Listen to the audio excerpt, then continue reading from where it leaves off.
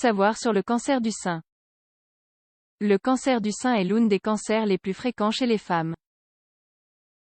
Il touche également les hommes dans une moindre mesure. C'est la deuxième cause de décès dans la population.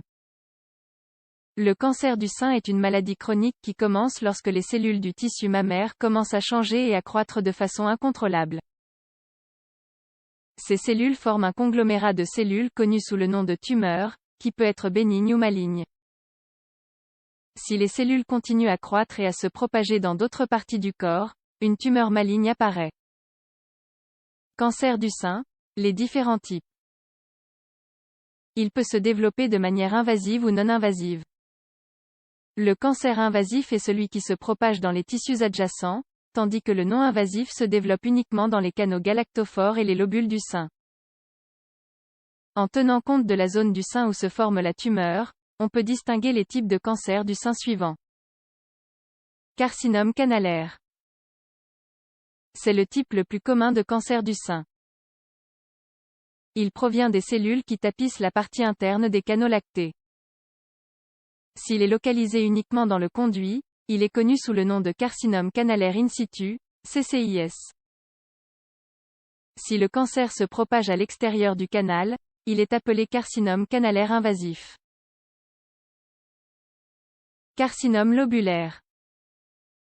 Le carcinome lobulaire est un type de cancer qui, comme son nom l'indique, prend naissance dans les lobes du sein. Dans certains cas, lorsque son incidence est considérablement inférieure à celle mentionnée ci-dessus, le cancer du sein peut être médulaire, mucineux, tubulaire, métaplastique ou papillaire. Cancer du sein, les causes. Comme pour d'autres types de cancers, le cancer du sein provient des mutations produites dans certains facteurs génétiques essentiels au bon fonctionnement du cycle cellulaire, les oncogènes et les protoncogènes. Un grand nombre de cas de cancer du sein sont le résultat de mutations de gènes qui ont lieu après la naissance. Les facteurs héréditaires du cancer du sein sont moins fréquents, mais peuvent survenir lorsque des changements génétiques sont transmis au sein d'une famille, d'une génération à l'autre. D'autre part, il est important de noter que le risque de cancer du sein augmente à partir de 50 ans, surtout s'il y a des antécédents familiaux de cancer de l'ovaire et une ménopause tardive. Selon les experts de breastcancer.org, les facteurs de risque couramment associés sont âge, obésité, tabagisme, alcoolisme, sédentarisme, exposition aux rayonnements ionisants, utilisation d'une hormonothérapie substitutive, apparition précoce des premières menstruations, les symptômes du cancer du sein. Dans la plupart des cas, le cancer du sein ne se manifeste pas avec des symptômes importants à ses débuts. Pour cette raison, il est essentiel d'examiner régulièrement les seins, à la fois à la maison, auto-examen, et avec l'aide d'un professionnel. À mesure que le cancer progresse, les symptômes qui peuvent survenir sont une tumeur dure dans l'aisselle, avec des bords irréguliers, et indolores.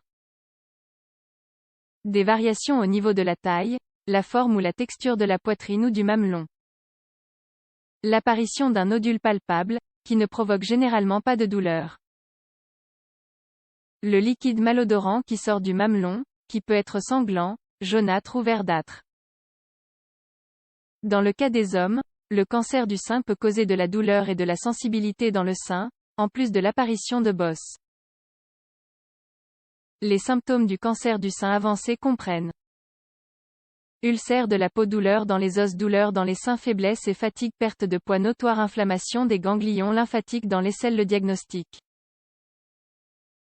Le processus de diagnostic du cancer du sein commence par un examen physique qui comprend l'examen des deux seins, des aisselles, de la zone du cou et du thorax. Il est recommandé que les femmes effectuent un auto-examen des seins tous les mois pour détecter d'éventuelles anomalies. En cas de suspicion de la maladie, ou si le patient présente des facteurs de risque importants, le spécialiste peut effectuer une série de tests qui aident à confirmer le cancer. Ces tests sont les suivants. La mammographie, qui détecte par rayon X les zones anormales du sein. La résonance magnétique des seins, un examen radiologique qui utilise l'action d'un champ électromagnétique pour obtenir des images. Son objectif est d'identifier avec plus de précision la tumeur ou d'évaluer un changement anormal de la mammographie. L'échographie des seins, ce sont des tests complémentaires de la mammographie qui permettent de distinguer si la tumeur est liquide ou solide. La biopsie mammaire, qui utilise des méthodes telles que la biopsie par aspiration, guidée par ultrasons, stéréotaxique ou ouverte. La tomographie informatisée, elle est utilisée pour savoir si la maladie s'est propagée en dehors du tissu mammaire. La biopsie du ganglion lymphatique sentinelle, dont l'objectif est ici d'identifier si les cellules cancéreuses se sont propagées au ganglion lymphatique. Les experts de l'Association espagnole contre le cancer, AECC, précisent que, dans le cas des hommes, le diagnostic se fait de la même manière que chez les femmes. C'est un point important à garder à l'esprit. Le traitement.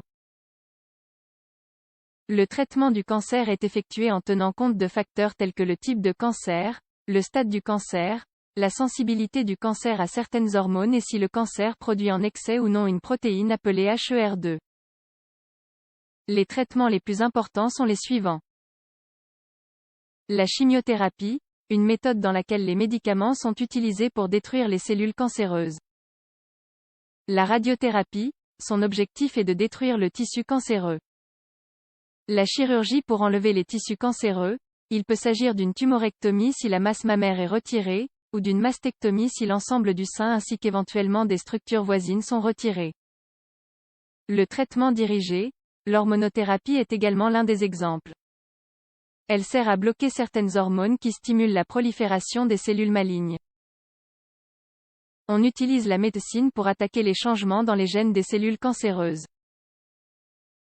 Après avoir reçu le traitement le plus approprié, certaines femmes doivent continuer à prendre des médicaments pendant un certain temps. Tous les patients doivent continuer les examens médicaux pour effectuer des tests appropriés afin de surveiller le retour de la maladie ou le développement d'un autre cancer du sein. Remarque. Pour en savoir plus sur les traitements du cancer du sein, ainsi que sur d'autres aspects de la maladie, vous pouvez accéder au portail de l'Association espagnole contre le cancer.